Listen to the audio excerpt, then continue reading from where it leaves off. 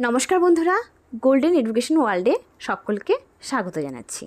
আজকে আমি WBSSC group ডির আরও একটি নতুন প্র্যাকটিস সেট নিয়ে তোমাদের সামনে চলে আসলাম। চলো তাহলে ভিডিওটি দেখে নাও। ভিডিওটি ভালো লাগলে অবশ্যই লাইক করে দেবে। আর বন্ধুরা, তোমরা আমার ফেসবুক পেজটি অবশ্যই ফলো করে রাখবে। আর তোমরা যদি চ্যানেলে নতুন এসে থাকো, অবশ্যই চ্যানেলটিকে সাবস্ক্রাইব করে দেবে। প্রথম প্রশ্ন, সতীদাহ প্রথা নিষিদ্ধকরণের সময় কে গভর্নর জেনারেল ছিলেন?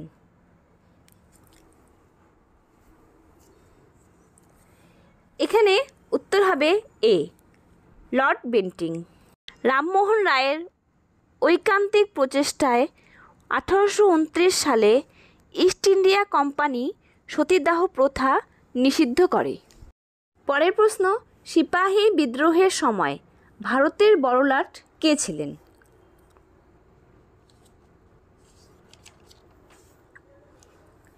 এখানে উত্তর হবে সি, লর্ড ক্যানিং। সিপাহী বিদ্রোহের সময় ভারতের বড়লাট ছিলেন লর্ড ক্যানিং। পরের প্রশ্ন, কোন কোষ অঙ্গাণু কোষের অন্তঃকঙ্কালতন্ত্র গঠন করে?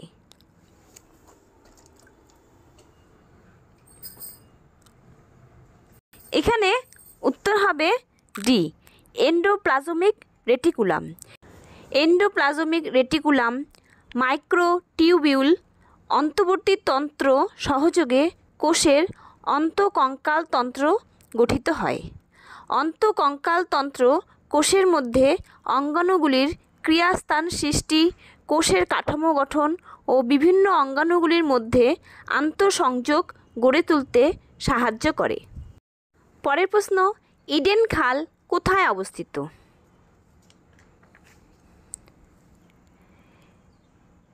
এখানে উত্তর হবে এ, বর্ধমান। ইডেন খাল দামোদর নদীর উপর অবস্থিত। প্রসঙ্গত, দামোদর নদী ছোটনাগপুর মালভূমির খামারপাত উচ্চভূমি থেকে সৃষ্ট হয়েছে। এটিকে বাংলার দুঃখ বলা হয়, কারণ প্রতি বছর বৃষ্টিপাতের ফলে দামোদর নদীতে বন্যা হয়। পরের প্রশ্ন, ভারতীয় সংবিধানের কোন তালিকায় কেন্দ্র এবং রাজ্যের মধ্যে ক্ষমতা বন্টন করেছে? এখানে উত্তর হবে ডি, সপ্তম তফসিল। যুক্তরাষ্ট্রীয় শাসন ব্যবস্থার অন্যতম অপরিহার্য বৈশিষ্ট্য হল কেন্দ্র ও রাজ্য সরকারগুলির মধ্যে ক্ষমতা বন্টন। ভারতীয় সংবিধানের সপ্তম তফসিলের 245 থেকে 255 নং ধারায় কেন্দ্র ও রাজ্যের মধ্যে আইন বিষয়ক সম্পর্ক, 256 থেকে 263 নং ধারায় প্রশাসন বিষয়ক সম্পর্ক এবং 268 থেকে 293 নং ধারায় রাজস্ব বিষয়ক সম্পর্ক উল্লেখিত রয়েছে। পরের প্রশ্ন, মানুষের রক্তের লোহিত কণিকায় নিউক্লিয়াস। এখানে উত্তর হবে বি, নেই। মানুষের রক্তের লোহিত রক্তকণিকায় নিউক্লিয়াস নেই। পরের প্রশ্ন, রাফেজ হলো?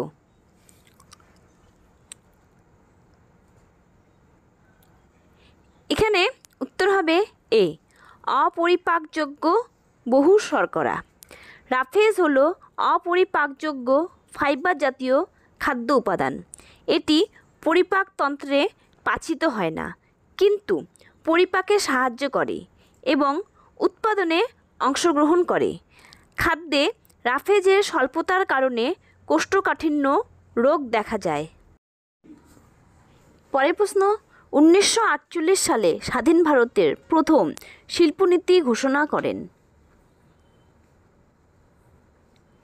এখানে উত্তর হবে বি, শ্যামাপ্রসাদ মুখার্জি। স্বাধীন ভারতের প্রধান ক্যাবিনেট শিল্পমন্ত্রী ছিলেন ডক্টর শ্যামাপ্রসাদ মুখার্জি। পরের প্রশ্ন, ভারতীয় সংবিধানে ক্ষমতা বিন্যাসে শিক্ষা অন্তর্ভুক্ত হয়?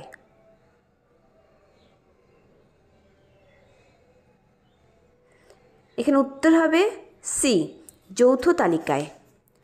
ভারতের সংবিধানে আইন প্রণয়ন সংক্রান্ত বিষয়গুলিকে 3টি তালিকায় বিভক্ত করা হয়েছে, যথা কেন্দ্রীয় তালিকা, রাজ্য তালিকা এবং যুগ্ম তালিকা। ভারতের সংবিধানের শিক্ষা যুগ্ম তালিকায় অন্তর্ভুক্ত।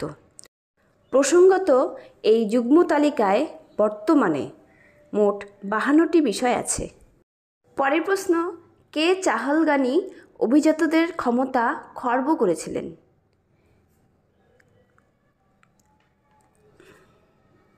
এখানে উত্তর হবে এ, গিয়াসউদ্দিন বলবন। গিয়াসউদ্দিন বলবন 1266 থেকে 87 খ্রিস্টাব্দে নিজে প্রথম জীবনে ছিলেন চাহালগানি চক্রের একজন সদস্য। চাহালগানি ব্যবস্থা সুলতান ইলতুৎমিশের সময়কাল থেকে চালু হয়। পরের প্রশ্ন, ভিনিগারের রাসায়নিক নাম?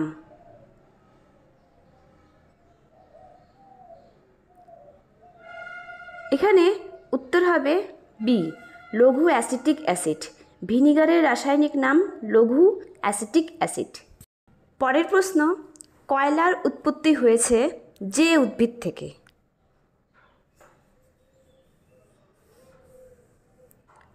এখানে উত্তর হবে সি, ক্যালামাইটিস। কয়লার উৎপত্তি হয়েছে ক্যালামাইটিস উদ্ভিদ থেকে। পরের প্রশ্ন, জীবাশ্ম পাঠের বিজ্ঞানকে বলে? এখানে উত্তর হবে বি, প্যালিওন্টোলজি। জীবাশ্ম পাঠের বিজ্ঞানকে বলে প্যালিওন্টোলজি। পরের প্রশ্ন, দ্য ফ্যান্টম চরিত্রের সৃষ্টিকর্তার নাম কি?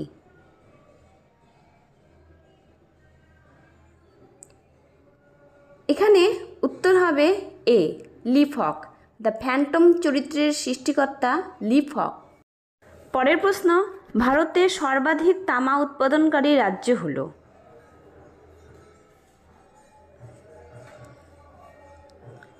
এখানে উত্তর হবে বি, অন্ধ্রপ্রদেশ। পশ্চিমবঙ্গের সর্বাধিক তামা উৎপাদন হয় কুচবিহারে।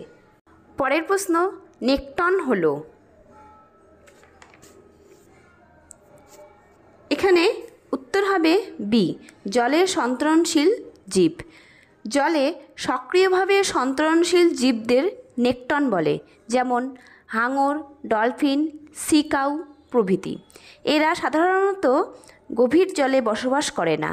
জলে ভাসমান জীবদের প্ল্যাঙ্কটন বলে।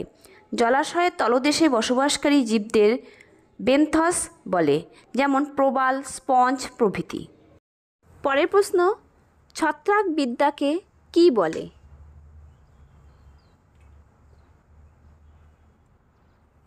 এখানে উত্তর হবে বি, মাইকোলজি। ছত্রাক বিদ্যাকে মাইকোলজি বলে।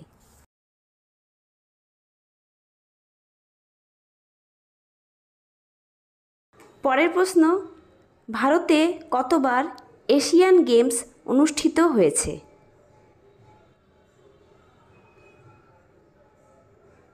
এখানে উত্তর হবে পরের প্রশ্ন, 2। ফিউচার ভারতে 2বার এশিয়ান গেমস অনুষ্ঠিত হয়েছে?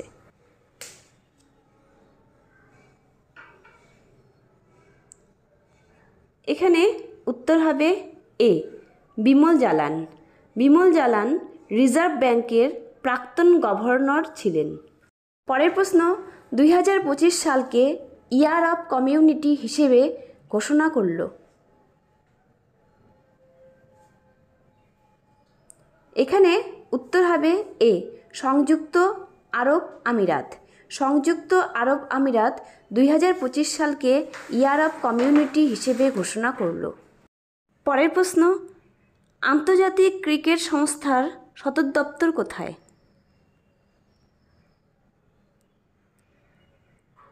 এখানে উত্তর হবে সি, ইউএই। আন্তর্জাতিক ক্রিকেট সংস্থার সদর দপ্তর ইউএইতে। পরের প্রশ্ন, গনগনি অঞ্চলটি পশ্চিমবঙ্গের কোন জেলায় রয়েছে?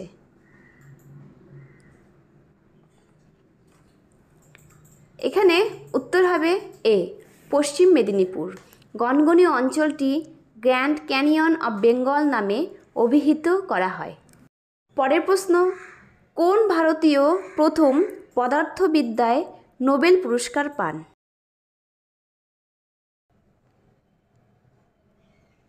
এখানে উত্তর হবে এ, সিভি রমন।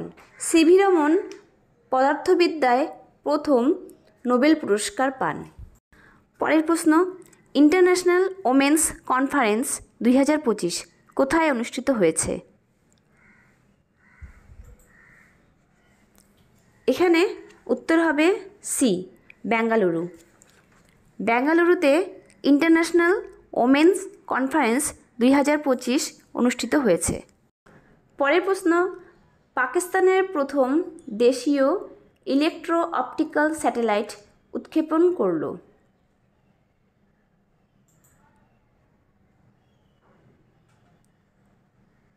এখানে উত্তর হবে বি, চীন। পরের প্রশ্ন, অলিম্পিকে ভারতের জন্য প্রথম পতাকাবাহী কে ছিলেন? এখানে উত্তর হবে এ, পুরমা ব্যানার্জি। অলিম্পিকে ভারতের জন্য প্রথম পতাকাবাহী ছিলেন পুরমা ব্যানার্জি। পরের প্রশ্ন, অপারেশন শারদ হাওয়া শুরু করল?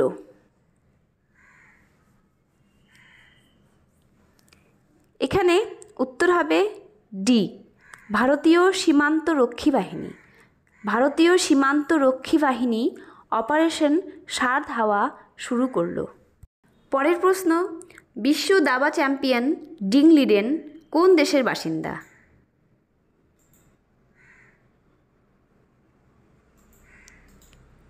এখানে উত্তর হবে এ, চীন। বিশ্ব দাবা চ্যাম্পিয়ন ডিং লিডেন চীন দেশের বাসিন্দা। পরের প্রশ্ন, সম্প্রতি দ্য ওয়ার্ল্ড আফটার গাজা শিরোনামে একটি বই লিখলেন?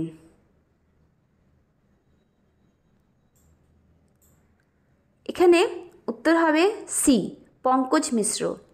পঙ্কজ মিশ্র সম্প্রতি দ্য ওয়ার্ল্ড আফটার গাজা শিরোনামে একটি বই লিখলেন।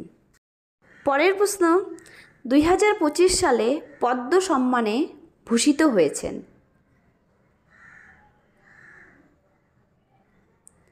এখানে উত্তর হবে সি, 139 জন। 139 জন 2025 সালে পদ্ম সম্মানে ভূষিত হয়েছেন। অঙ্কের প্রথম প্রশ্ন, 1 ডজন জোড়া মোজার তালিকা মূল্য 80 টাকা, যা 10% ডিসকাউন্টে পাওয়া যায়। 24 টাকায় কয় জোড়া মোজা ক্রয় করা যাবে?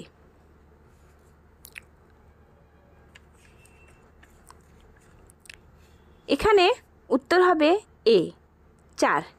24 টাকায় 4 জোড়া মোজা ক্রয় করা যাবে। পরের প্রশ্ন, দুটি সংখ্যার গড় 11, আরও একটি সংখ্যা যুক্ত হলে গড় 2 বেড়ে যায়, নতুন সংখ্যাটি কত? এখানে উত্তর হবে সি, নতুন সংখ্যাটি 17। পরের প্রশ্ন, 175কে দুটি পূর্ণ সংখ্যার গুণফল হিসাবে কতভাবে প্রকাশ করা যায়? এখানে উত্তর হবে বি, 3। 3 ভাবে প্রকাশ করা যায়। পরের প্রশ্ন, একটি সংখ্যাকে 17 দিয়ে গুণ করলে সংখ্যাটির বর্গের সমান বৃদ্ধি পেল, সংখ্যাটি হলো?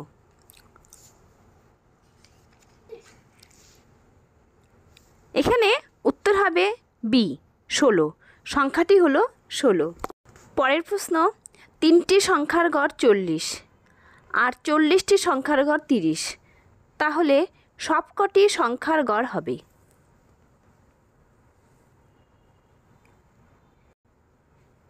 এখানে উত্তর হবে ডি, 34/2/7। তাহলে সবকটি সংখ্যার গড় হবে 34/2/7। পরের প্রশ্ন, একটি ট্রেন 20 সেকেন্ডে একটি টেলিগ্রাফ পোস্ট অতিক্রম করে এবং একটি 150 মিটার লম্বা সেতু অতিক্রম করে 30 সেকেন্ডে। ট্রেনটির দৈর্ঘ্য কত?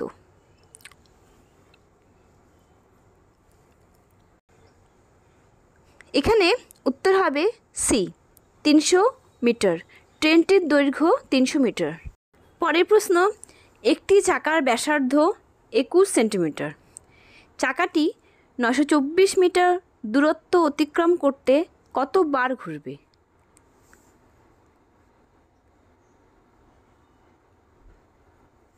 এখানে উত্তর হবে বি, 700 বার। চাকাটি 924 মিটার দূরত্ব অতিক্রম করতে 700 বার ঘুরবে।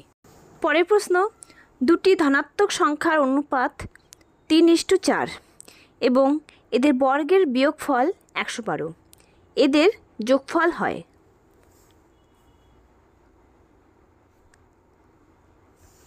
এখানে উত্তর হবে বি, 28, এদের যোগফল 28। পরের প্রশ্ন, একটি ব্যাগে 27.25 টাকা আধুলি ও সিক্কিতে আছে। যদি মুদ্রার সংখ্যা 70 হয় তাহলে আধুলির সংখ্যা কত?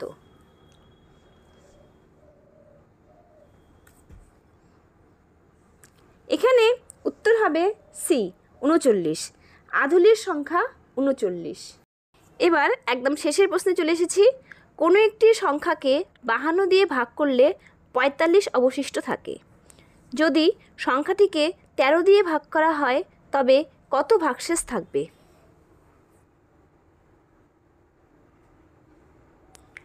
এখানে উত্তর হবে সি, 6। যদি সংখ্যাটিকে 13 দিয়ে ভাগ করা হয় তবে 6 ভাগশেষ থাকবে। এই থাকলো আজকের ভিডিওটি কেমন লাগলো কমেন্টে জানাবে। ভালো লাগলে লাইক করে দিবে, আর যদি উপকারে আসে শেয়ার করে দিবে। আর চ্যানেলে যদি নতুন এসে থাকো অবশ্যই চ্যানেলটিকে সাবস্ক্রাইব করে দিবে। আর বন্ধুরা, তোমরা আমার ফেসবুক পেজটি ফলো করে দিবে। আজ এই পর্যন্ত। এর পরের দিন আরও একটি ভিডিও নিয়ে আসবো।